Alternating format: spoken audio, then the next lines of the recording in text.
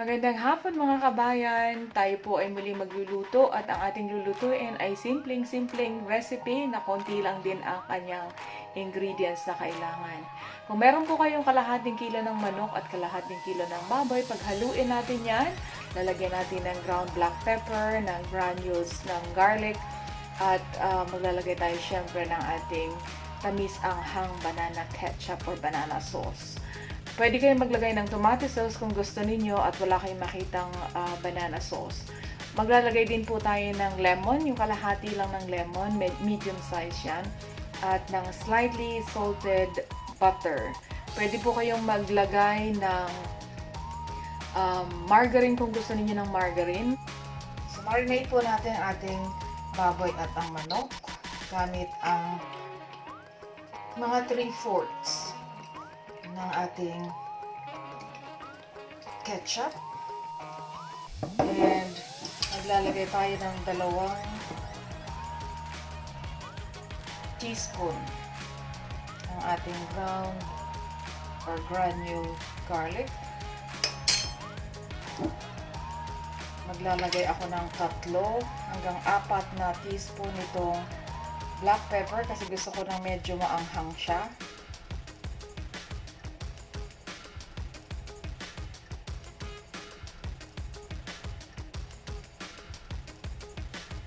Ayan.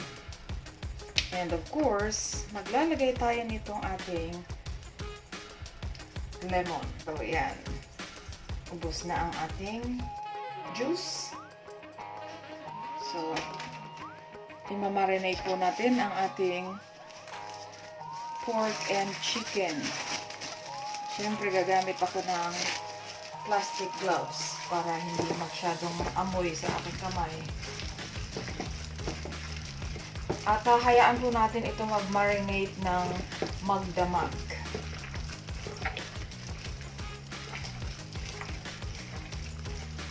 Para mas masarap siya. Kasi kung madalian, hindi ganun kalinamnam, hindi mo masyadong malalasahan yung pagkakamarinate niya. So, ang ginagamit ko pong pangpalasa or sabihin niyo bakit parang walang asin. Ang ginagamit ko po kasi dito ay as much as possible yung Knorr cubes. Kung meron kayong beef, mas malinamnam yung beef Knorr cubes. Pero pwede rin kayong gumamit ng chicken o kaya ng pork kung meron kayo dyan sa inyo. Dito po sa amin sa UK, wala kaming pork cubes. Meron lamang akong nakahanap na ham. Pwede na rin yun kung sakaling wala kayong ibang magagamit. So, ayan. Kahayaan po natin itong mag-marinate. Ang gagawin ko ay lalagyan ko siya ng cling film para hindi naman siya mangamoy sa ref. Okay, after overnight po, eto na ang ating gagawin ngayon. Lagyan na natin ang butter at ang Knorr cubes sa kawali. And then, isusunod na natin, of course, yung ating marinade.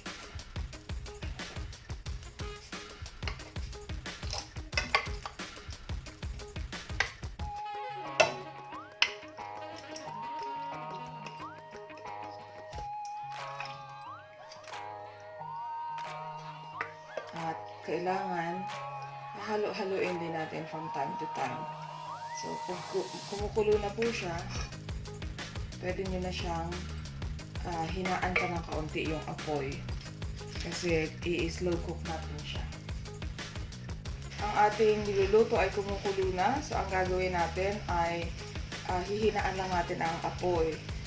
By the way, yung pong ating part ng chicken ay thigh part. At ang atin namang pork ay shoulder part. So, medyo matagal-tagal lutuin itong shoulder part. So, hihinaan natin ang apoy para mas lumambot siya. Pag malakas po ang apoy, parang naaapura ang pagluluto. So, hindi talaga lumalambot yung baboy ng ayos. Mas masarap yung malambot siya para masarap kainin. So, hinaan lang natin ang apoy. And, haluin natin from time to time. Takpan po natin para mas maayos yung kanyang pagkakaluto. Mas madali siyang maluto din. Papansin ninyo, hindi kasi tayo naglagay ng tubig. Ang pinakasabaw niya, yun lang minarinate natin na ketchup at saka yung konting juice ng lemon. So, yun po ang ating ginawang pinaka-sauce niya. Okay, after around 20 minutes po ng ating pagpapakulo sa ating pork and chicken, ganito po ang itsura ng kanyang sabaw. So, pwede nyo na po itong tapusin if ever gusto nyo ng may sabaw.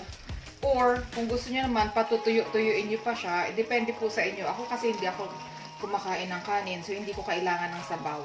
Kaya, tutuyo-tuyuin ko po siya ng konti. Pero, pwede na po ito. Lutong-luto na po yung ating chicken. Luto na din yung ating baboy. So, pwede nyo na itong ihain at pagsaluhan.